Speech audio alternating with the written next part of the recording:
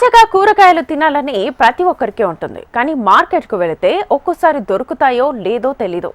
అదే మనమే పండించుకుంటే ప్రతిరోజు ఫ్రెష్ కూరగాయలు, ఆకుకూరలు వండుకొని తినొచ్చు. మరి మనం పండించుకోవాలంటే స్థలం కావాలిగా అనుకుంటున్నారా? కూరగాయలు పండించాలంటే ఎకరాల కొద్దీ భూమే ఉండాల్సిన అవసరం లేదు. మనం ఉండే బిల్డింగ్ల పైన మిద్దె తోటలు పెంచుకోవచ్చు. ప్రతిదీ కల్తీమయమవుతున్న ప్రస్తుత పరిస్థితుల్లో హైదరాబాద్లో మిద్దె పంటలకు డిమాండ్ పెరుగుతోంది. ప్రభుత్వం కూడా ప్రత్యేక సబ్సిడీలు ప్రకటిస్తోంది.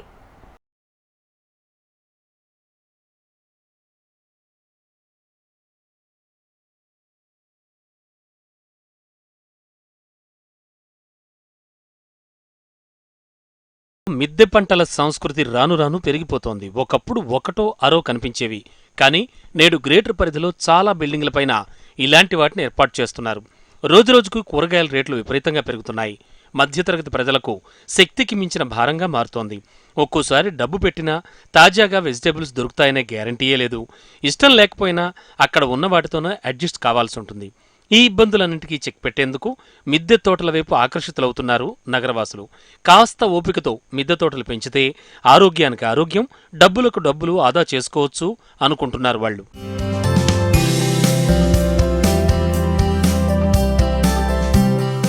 గ్రేటర్లో మిద్దె తోటల పట్ల అవేర్నెస్ పెరుగుతోంది. వాటి వల్ల కలిగే లాభాలు తెలుసుకుని మనమెందుకు ఈ ప్రయోగం చేయకూడదు అనుకుంటున్నారు. తాజా కూరగాయలతో పాటు పళ్లు కూడా పండించే ప్రత్యేక ఏర్పాట్లు చేసుకుంటున్నారు.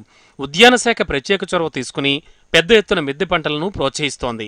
డాబాలు, బహుళంతస్తుల భవనాలపైన ఇంటి ఖాళీ జాగాల్లో కూరగాయలు, ఆకుకూరలు, పళ్లు, పూలు పండించుకునేందుకు అవసరమైన విత్తనాలు, ఉపకరణాలు, ఇతర సాంకేతిక సలహాల్ని అందిస్తోంది. టెర్రస్ గార్డెన్ అనేది మిద్దె తోట ఒక 5-6 సంవత్సరాల నుంచి మేము దీన్ని మెయింటైన్ చేస్తున్నాం. హైదరాబాద్లో ఈరోజు ఇది చాలా పాపులర్ అయింది. ఇంతకుముందు బెంగళూరు నుంచే స్టార్ట్ అయింది. ఇప్పుడు ఇక్కడ కూడా చాలామంది ఉన్నారు, చాలామంది ఎక్స్పర్ట్స్ కూడా ఉన్నారు. సో వాళ్ళ దగ్గర నుంచి వాళ్ళు యూట్యూబ్లో నేర్చుకొని కూడా మేము చేస్తున్నాం. అలాగే ట్రైనింగ్ కూడా తీసుకుంటున్నాం.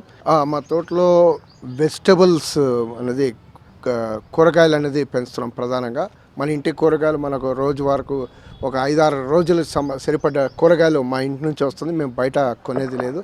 ఏదో ఉల్లిపాయలు ఇలాంటివి తప్ప, ఎల్లుల్లిపాయలు తప్ప, ఆలుగడ్డ తప్ప మిగతా అన్నీ మేము ఇంట్లోనే సమకూర్చుకుంటున్నాం. వంకాయ ఉంది, బెండకాయ, బీన్స్, అదే రకంగా టమాటాలు, పచ్చిమిరపకాయలు, మీరు ఇంకా చిక్కుడుకాయ. సో ఇవన్నీ మేము ఇంటి నుంచే, దొండకాయ, ఇవన్నీ మేము ఇంటి నుంచే సమకూర్చుకుంటాం. కరోనా తర్వాత మిద్దె పంటలు జోరందుకున్నాయి. ఖాళీ స్థలాన్ని వినియోగించుకుని ఆకుకూరలు, మిర్చి, టొమాటో, వంకాయ, తీగజాతి వెజిటబుల్స్ తో పాటు పండ్ల మొక్కలను కూడా పెంచుతున్నారు. ఇందుకు కావాల్సిన విత్తనాల సేకరణ నుంచి వెర్మి కంపోస్టు, జీవామృతం వరకు సొంతంగా తయారు చేసుకుంటున్నారు నిర్వాహకులు. ఇక అపార్ట్మెంట్లలో, ఇండిపెండెంట్ హౌస్లలో వీటి వినియోగం విపరీతంగా పెరిగింది. ఇంటి నుంచి వచ్చే వ్యర్థాలతోనే వెర్మి కంపోస్ట్ను సిద్ధం చేసుకుంటున్నట్లుగా మిద్దె పంటలు నిర్వహిస్తున్న వాళ్ళు చెబుతున్నారు. ఇంటికి అవసరమైన కూరగాయలు, ఆకుకూరలు మిద్దె పంటల ద్వారానే సమకూర్చుకుంటున్నట్లు చెబుతున్నారు.